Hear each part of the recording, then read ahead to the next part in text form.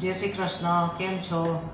આજે આપણે આયુર્વેદિક દ્રષ્ટિએ પાણીનો ઉપયોગ કરીને રોગને મટાડવામાં એ કઈ રીતે મદદ કરે છે એના વિશે વાત કરવી છે. સૌથી પહેલાં તો પેશાબમાં બળતરા કે પેશાબ બંધ થઈ જવો. ગરમી કે વાયુ દોષને લીધે કોઈ વાર પેશાબ બંધ થઈ જાય છે, એમાં બળતરા થાય છે અને ઉતરતો નથી. એવા સમયે ઠંડા પાણીના પોતા પેડું ઉપર મૂકવાથી દર્દીને રાહત થાય છે. ટબમાં ઠંડુ પાણી ભરી અને એમાં બેસી રહેવાથી પણ દર્દીને રાહત થાય છે. બીજું, હાઈ બ્લડ પ્રેશર.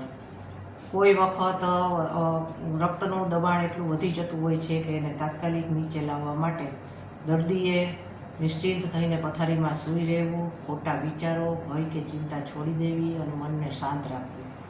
અને બરફનો ટુકડો ડૂંટી ઉપર મૂકી રાખવાથી થોડા જ સમયમાં બ્લડ પ્રેશર નોર્મલ થઈ જશે. ગરમીથી ગાંઠપણ.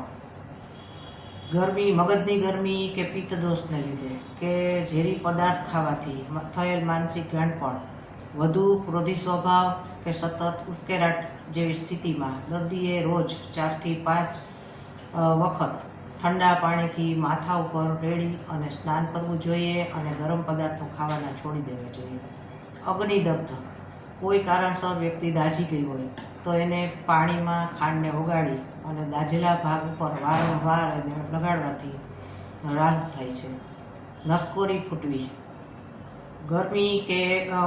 ગરમીના દોષને લીધે ઘણીવાર નસકોરી ફૂટે છે, તો એવા સમયે દર્દીને માટલાનું કે ફ્રીજનું ઠંડુ પાણી લઈ અને એના માથા ઉપર ધીમી ધાર કર્યા કરવી. રક્તસ્રાવ બંધ થાય ત્યાં સુધી આ ધાર ચાલુ રાખવી. બરફનો ટુકડો લઈ કપાળ ઉપર, માથા ઉપર કે ગરદન ઉપર ઘસવાથી પણ રક્તસ્રાવ બંધ થઈ જાય છે અને નસકોરી ફૂટતી મટી જાય છે.